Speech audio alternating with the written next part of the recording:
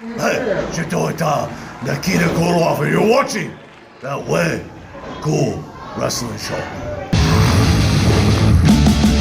Hello everybody, welcome to That Way Cool Wrestling Show. My name is Danny J. Thanks for joining us. Remember, you can check us out at thatwaycoolwrestlingshow.com and also on Facebook at That Way Cool Wrestling Show. Once again, I'm joined by some great guys. I got Charles, Gemini, Gregory to my right. I got LeGrande, Onslaught, Jackson to my left. And I got super fan extraordinaire, Mad Mark Lindsay off to my far left. Guys, once again, thanks for joining us again. We got a great show for you guys today. We're going to be talking about gimmicks. That's right. If you've ever thought about being a wrestler, or if you were a fan of wrestling and just were a fan of all the different characters out there, there's a lot of stuff that goes into that. And that is the gimmick itself. And what we're going to talk about today is what makes a good gimmick, what makes a bad gimmick, and then also what it takes to develop a gimmick, and so on and so forth, and see how we can make it successful or what'll make it fall. Charles, I started with you the last time, so we're going to skip over you right now. But Grant, I'm going to go to you, okay. And we're going to say, what makes a good gimmick? I'm going to be honest with you. The one thing that always made a good gimmick for me was believability. Yeah. I'm not going to sit there and look at this 105-pound guy beating up a 600-pound bruiser talking about he's the toughest man in the world. That's the biggest load of crap. If it's not believable, then I'm not into it at all. Joe Pesci will disagree with you. Well, if he ain't beating you up over a shine box, that's one thing. Right. But to be honest with you, you got so many times when you get guys out here and they're supposed to be the Dark Destroyer. Right. But they have on these bright neon colors and they're coming out with this happy-go-lucky music, and it makes absolutely no sense. Right. You got a guy who's coming out, he's 300 pounds, and he knows nothing about power. Right. What is the point? And if you can't do what you have to do to put that gimmick over, no matter what the gimmick is, your job is to connect with the crowd. Right. If you're not going to connect, get out.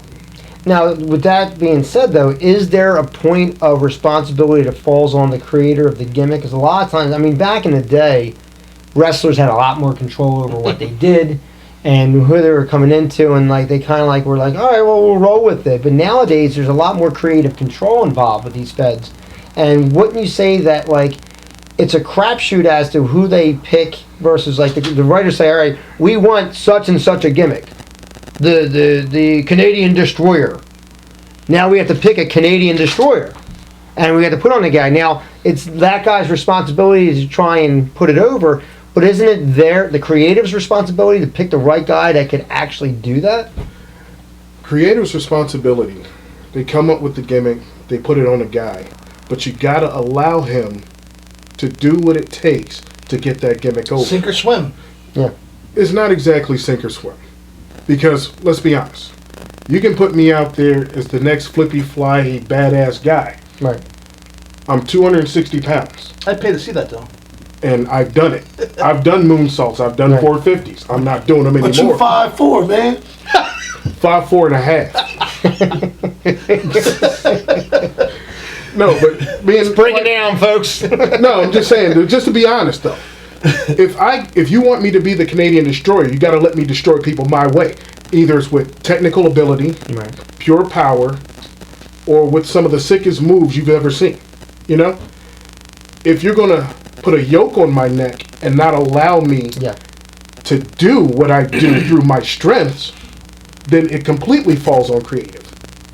But if you want to be the Canadian Destroyer, no problem. You're going to be that Canadian Destroyer. We're going to put you out there in front of a crowd. Right. Do what you need to do. Granted, I need to see this, this, and this. These are the three main things I need to see from you. But other than that, make it work. But I'm over here listening to what you're saying. But don't you think when it comes, like, even now the writing teams or the promoter, it's all about favoritism? You got a wrestler right now, to me, I don't care, you can take it to whoever you want to take it, who's the greatest wrestler out there right now, which is Dolph Ziggler. I don't know who he pissed off or whose wife he slept with or whatever. he can carry a show. He makes people who are the drizzling. That's right. We got to watch our language. He makes individuals who should not be in the ring with him look like stars. I've never seen anyone move the way he moves. I watched him work. That's Cena. a credit to him, though, right? Yeah, I watched him work Cena. Everyone said, "Oh, John Cena, this." That whole match, you look at it, Dolph Ziggler made him look like a god. Right. But like I said, I don't know who he pissed off upstairs, Triple H, whoever, whoever you want to talk about. He doesn't get his push. And I sit there like, man, that's a shame, That kind of sucks, But you can tell his athleticism from when he was in the Spirit Squad. Yeah, he's very... Right. He had personality back then. He had athleticism out the yin-yang back then. But now, once the Spirit Squad's gone, I hate to put it this way, but the cream rises to the top. And he was there. He's still there. He's still there, doing his absolutely. thing. He may not be getting what he deserves. And I agree with you on that. He really isn't getting He's what not he getting deserves. what he at all. You can't deny his talent. You can't deny what his he's talent, doing. His talent by far. I watched that match. Him and Seth Rollins. Mm-hmm. Seth Rollins can work.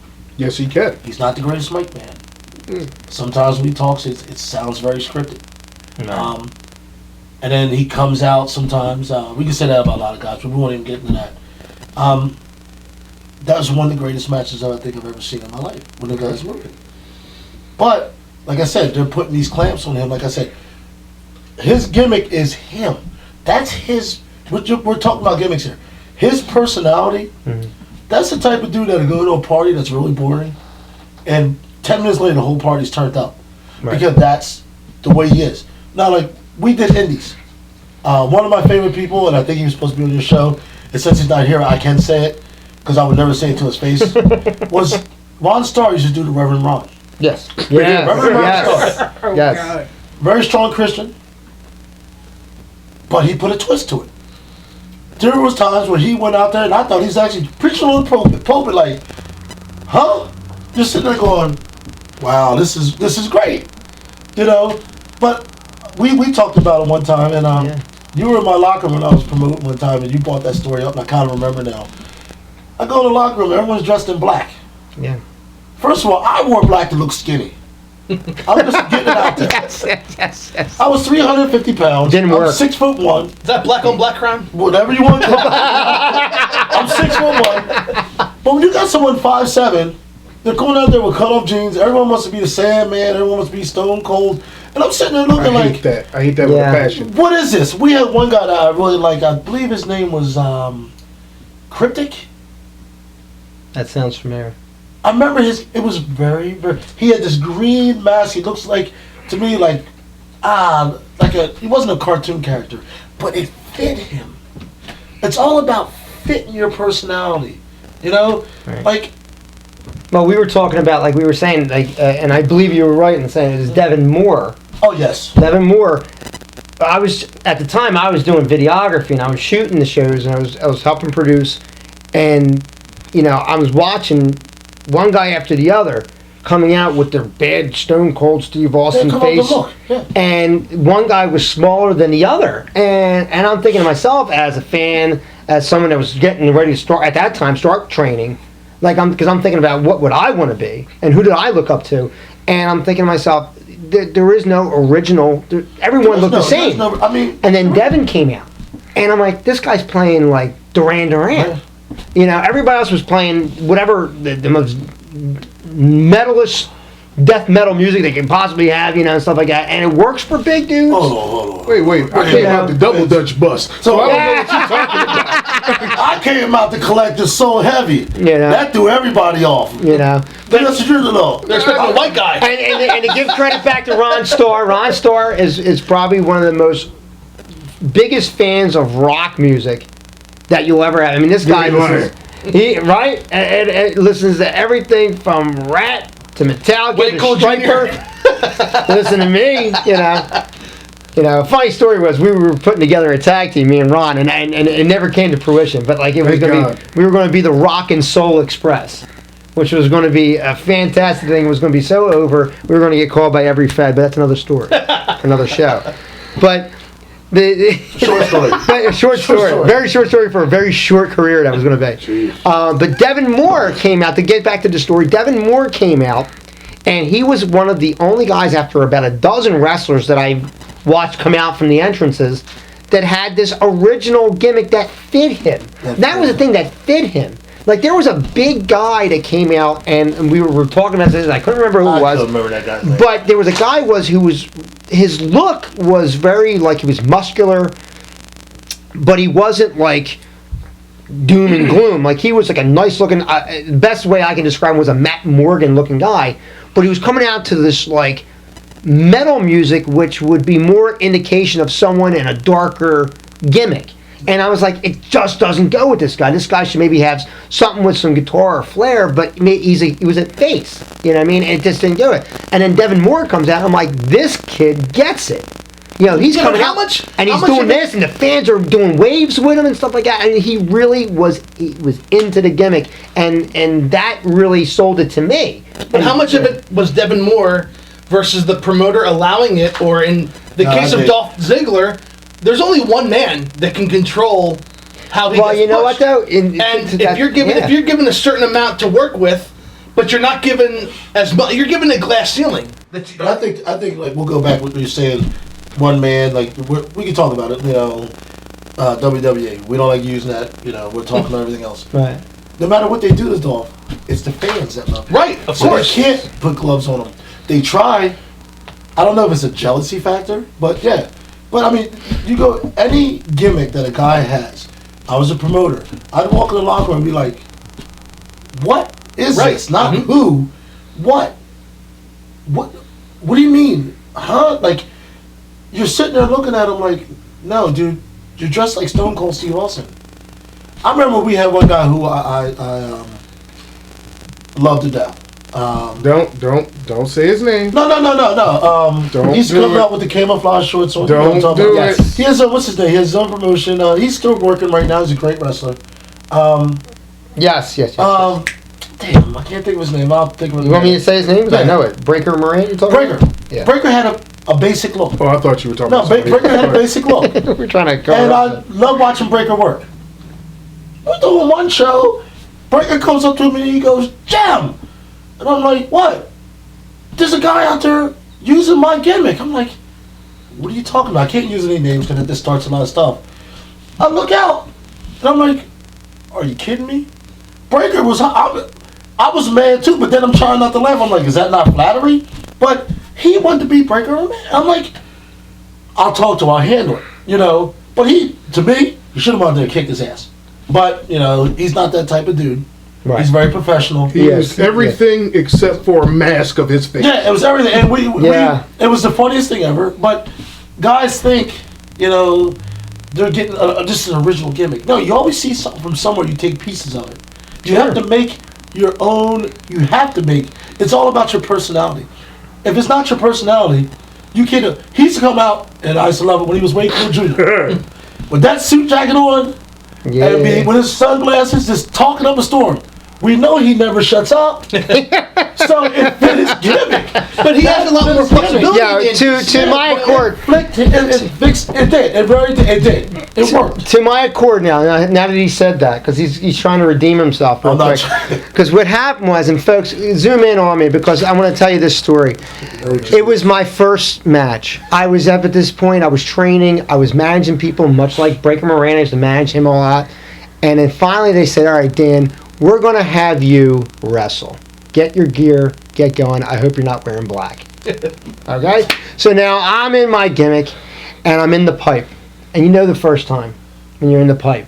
And you're there, and you're like, and it doesn't matter who's out there. No, you were talking to yourself. You were scared. You were scared shitless. Scared shitless. All right, look. Scared shitless. And I'm like, this is my first time that now people are going to be paying attention to me whole and 100%. I wasn't just a manager now. Now I'm in the ring. And I got to make sure I don't get hurt. And at the time, not to discount anybody else, but like I was older than when I got into it than a lot of the kids that were in it at that point. So, you know, when they took a clothesline, they bounced right back up. I took a clothesline, I was out of breath. I had to get, you know, I mean, I wasn't in the condition that I should have been, but I was doing it, and I was doing my dream. So I'm in the pipe, and I'm there, and the other guy's already out there, and I'm going to be the heel. Okay, so now I'm going out there, and my character, which was Way Cool Jr., in my mind was an amalgamation of Gorgeous Jimmy Garvin and Hot Stuff Eddie Gilbert. Okay, they were some of the guys that I liked. I liked the way they were because they weren't that I'm a bad tough guy, but they were bad. You know what I mean? And like you love to hate them. So that was my thing, and I'm trying to think to myself, oh, this is so great, and I'm getting distracted myself because I need to figure out how I'm going to walk out there, and am I going to have my hands up? Am I going to have my hands down? Am I going to slap hands? Am I not going to? And this is all going through my mind. And I'm getting... It's a 25-minute section, man. I realize. Well, I'm getting to it. Jeez. So the butterflies are in my stomach, and everything's... I'm getting so psyched up, and I got people out there that are going to see me, and the announcer says... Everybody, it's Way Cool Jr. And I'm about to open the curtain. All I hear behind me is, what a stupid f***ing gimmick. And that, folks, that match I lost. And that voice that came out from behind me was this man right here. And it was the very last thing that I heard before my very first match going out. No, wait a minute. Can we? And he was literally 6 feet away from me. Can we get this camera zoomed in? Look, yes, he is a friend of mine. We're ball busters. We are. He was so Wonderful. nervous back there. I was going to take a towel and wipe his head. It was like having your little brother on his first date. And I'm like, dude, he look at him. I remember talking to guys. I'm like, we trained all. He knows what he's doing, and he's back there and he's like shaking. So I'm trying to get this guy to focus. So what's the best thing to do? You try to get someone focused. Say something. So he turns around and gets mad. He turned around and looked at me, but he knew if he'd have said something, we'd have had a problem. But I'm like, I had a match really? in there too. I'm sitting there going, really? But he went out there, and folks, don't get me wrong, it was okay. I ain't gonna say it was great. He did okay. All right. But I'm sitting there going, he was back there like, I'm like, dude, I beat you up every week when we practice. Why are you nervous? You know. Should have been beaten out of me by then. Yeah, it should have been. But he did. He did work hard. You know, everyone has their limitations. Yeah. But he never always went there and gave us. You know, we're the independents. The 110%. Yeah, we're independent wrestlers. We're no superstars. You know, guys will sit here and watch this show. Oh, these guys just no. We did it because we love to do it.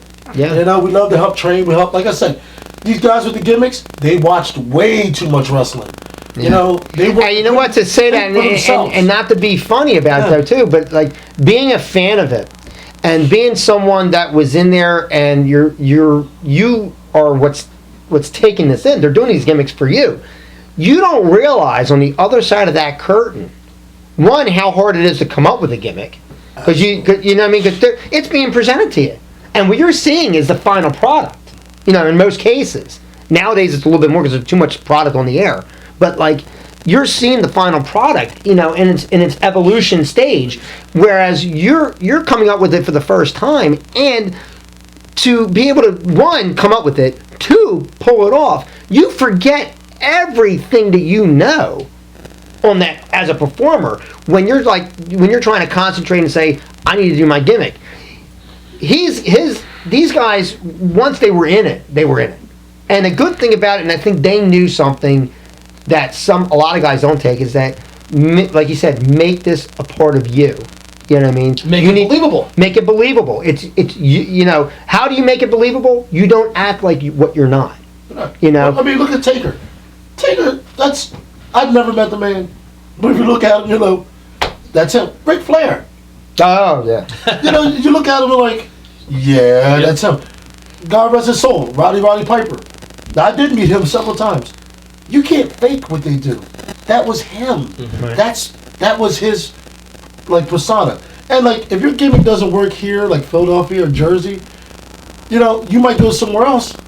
And it gets like I went to Wheeling, West Virginia. Oh God. Okay.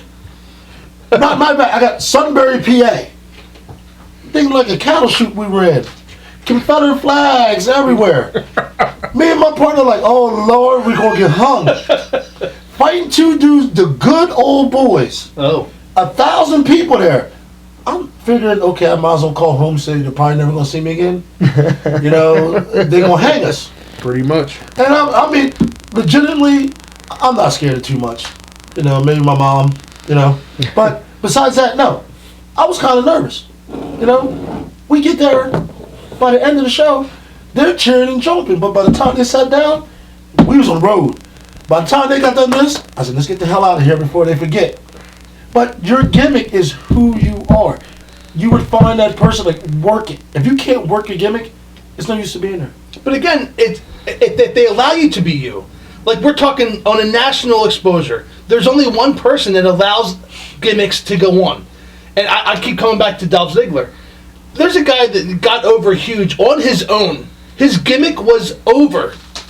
And then somebody up top crushed it. And that was Zack Ryder. Here's a guy who took the internet, made his own videos, got over on his own. His gimmick was woo, woo, woo, you know it. We're all from Philadelphia, so we love the Philadelphia area-based guys. He's from Long Island, New York. He made Long Island matter.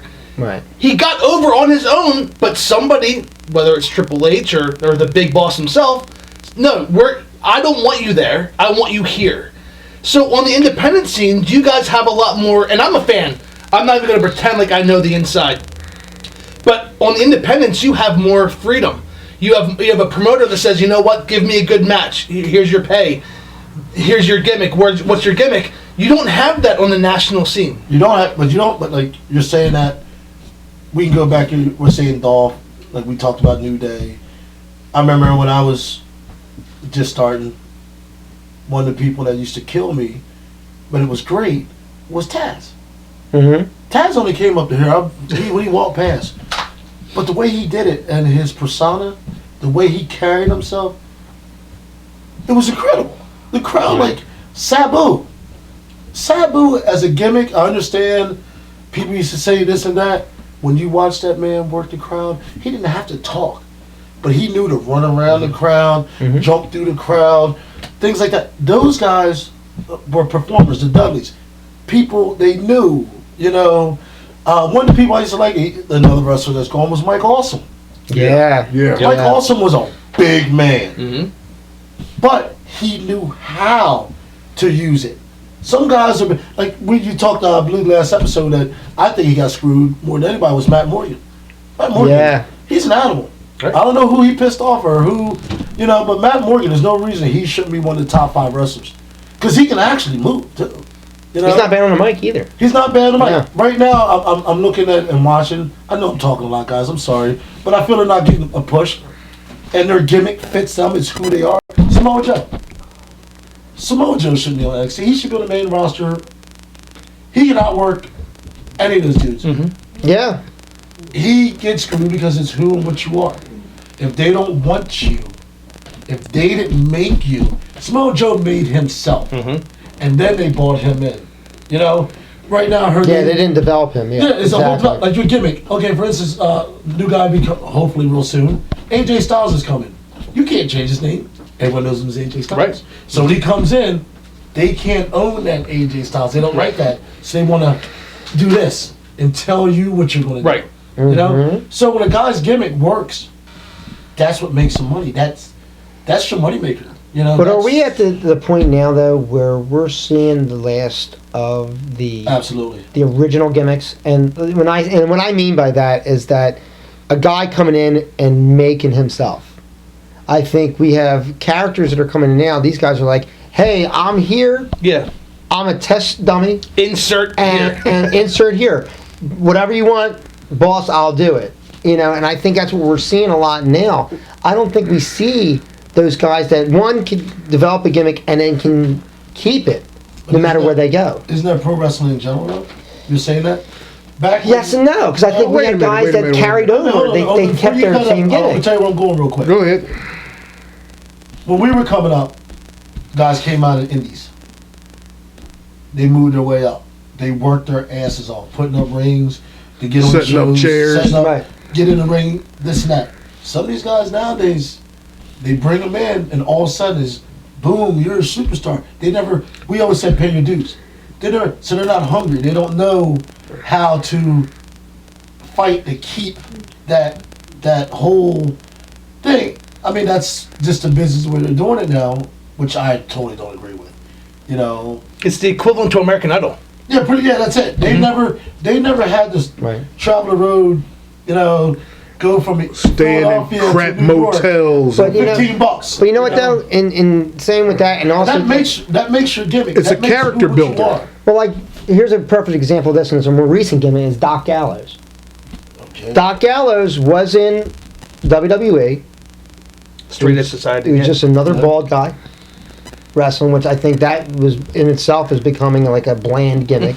Well, we don't have hair. You We have know? to shave our head. You know what I mean? We're like, He goes to TNA, does that aces and eights thing, which I think he fell in the shuffle.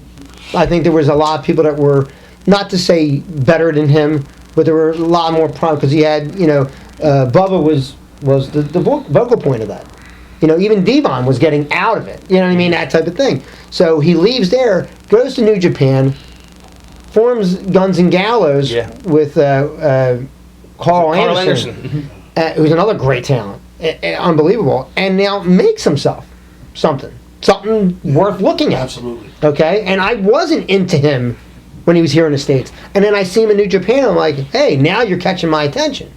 And now they're supposedly going over to WWE as well. Yeah. So is he, now that he was already there before, they tried him one time, is it now that he has a working gimmick that people like, that the fans like, are they going to allow him to keep it? Yeah. Are they going to modify it again? That's what you have to see. That were here, bought back here, when, was it Tenzin? yeah, Albert. Yes. I was just going to say that. He was Albert. Okay, he left, came back with that Tenzin gimmick. Mm-hmm. Which I loved. I thought it was great. He was And over all for a of while, sudden- too. He was over, but Beat all up of his a sudden- manager. But all of a sudden they start making him this comedy act. Yeah. Yeah. Who else was like that? Oh, geez. The Funk. No. No. Yeah, the Funkasaurus. Yeah.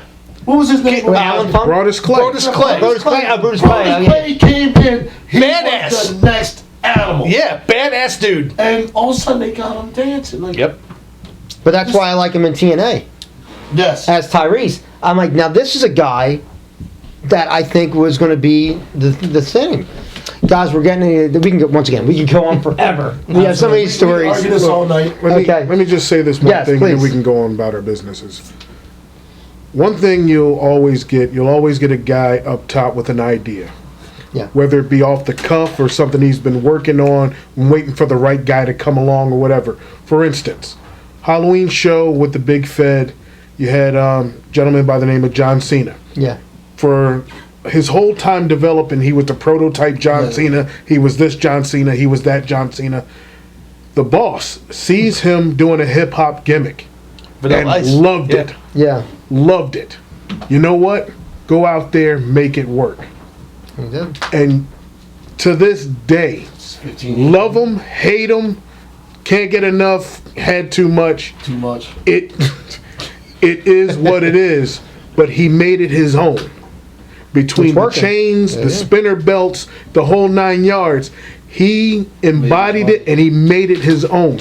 He was able to do it by doing the rap battles in the crowd. He was coming to shows doing rap battles with people in the audience. Yeah. I'm not saying they were good, but he did. I'll 'em. admit it, I got a CD in the car. Oh, God. I did buy the CD, physically purchased it. Yo, I have a CD in the car. Seriously, I'm gonna tell you something. I did this CD. You wanna buy mine? I'll buy yours You too. gonna buy mine? All right. So I'm going to pay you to be on the show. Guys, we had a great time. For Gemini, Onslaught, Mad Matt. My name's Danny J. Check us out on thatwaycoolwrestlingshow.com, on Facebook as well. Until next time, we'll see you at the matches. Goodbye, everybody.